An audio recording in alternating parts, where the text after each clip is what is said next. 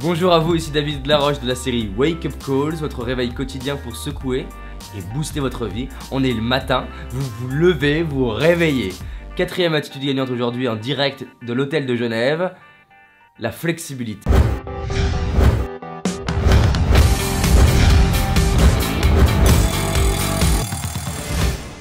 La flexibilité, c'est la capacité que vous avez à utiliser ce que la vie vous donne pour le transformer en avantage et à écouter les feedbacks et les signaux qu'on vous donne pour justement apprendre et transformer.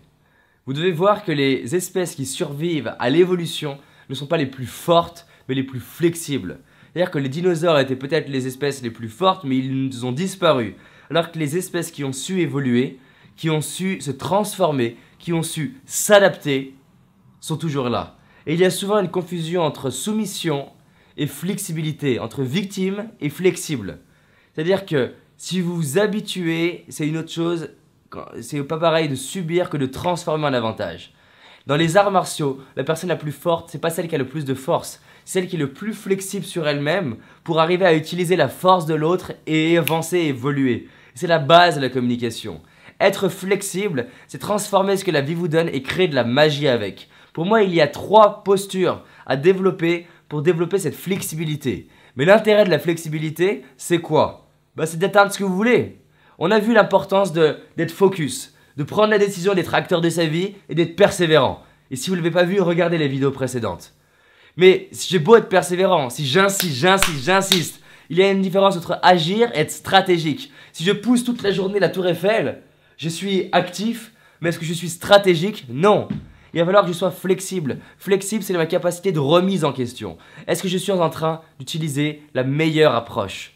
Et ça, c'est être flexible. C'est de se remettre en question régulièrement en me disant, est-ce que j'ai besoin de me former, d'être coaché, d'appeler une personne, d'apprendre d'une personne, de casser un petit peu mon ego et d'apprendre? Remettez-vous en question régulièrement. Pour moi, c'est la clé de la flexibilité. Remettez en question, est-ce que c'est vraiment la meilleure stratégie? Est-ce que vraiment vous avez dit la meilleure chose? Quand vous avez un feedback de votre environnement, soyez flexible. Le plus beau cadeau que la vie vous donne, c'est quand c'est quelqu'un qui est entre guillemets en dessous de vous, que vous formez, qui vous challenge et qui devient votre formateur. C'est quand l'élève devient votre maître que là c'est super intéressant d'être flexible et de se remettre en question. Donc plus vous allez vous remettre en question, plus vous allez pouvoir évoluer.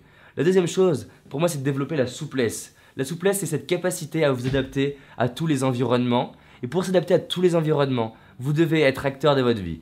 C'est-à-dire, vous dire, ok, j'ai peut-être pas la soirée que je veux, en quoi c'est une opportunité? C'est quoi le cadeau derrière ça? C'est d'arriver à se dire que peut-être si ça se passe pas comme vous voulez, c'est pour développer telle compétence. C'est peut-être pour tester telle compétence. C'est peut-être pour créer une opportunité différente. C'est peut-être pour vous challenger, vous tester vous. C'est peut-être pour que vous puissiez valider que même dans un contexte pas facile, vous êtes heureux. C'est par exemple quand je sortais et je me disais, il n'y a personne ce soir, et bien justement, tu vas pouvoir valider qu'avec une soirée qui a l'air pourrie, tu la passes de façon extraordinaire. La troisième posture pour moi, pour être flexible, c'est l'amélioration constante et continue. Et pour ça, c'est 2 questions. C'est qu'est-ce qui était bien dans ce que j'ai fait? Qu'est-ce qui était génial dans ce que j'ai fait? Et même quand je ne réussis pas, il y a des choses géniales que j'ai fait. Ne serait-ce que d'être passé à l'action, ne serait-ce que d'avoir décidé de le faire. Et je vais devoir me valoriser pour tout ce que j'ai réussi de bien. Et c'est super important. Commencez pas par vous faire un feedback sur ce qui n'allait pas bien. La deuxième question, c'est pas ce qui allait pas, mais c'est ce qu'il y a à améliorer pour la prochaine fois. Et il y a à améliorer des choses même quand vous avez réussi. Et c'est là où vous faites la différence entre les êtres humains. C'est les personnes qui, en étant au top, cherchent justement à se mettre en compétition avec elles-mêmes pour progresser et évoluer. Et si votre job, c'est juste d'évoluer et pas d'être en compétition avec les autres, vous avez pour moi tout compris. Et c'est la clé, c'est la flexibilité. Et là, vous allez devenir un être humain capable de créer une vie inspirante pour vous et pour les autres, peu importe le contexte et peu importe que ce soit facile ou non. Quatrième attitude gagnante, la flexibilité. Partagez cette vidéo, envoyez-la à 10 amis et commentez-moi en dessous de ce que vous allez faire aujourd'hui pour créer une vie inspirante pour vous et pour les autres. Partagez, commentez, faites-le, je fais des vidéos gratuitement. C'est ça pour moi. À bientôt.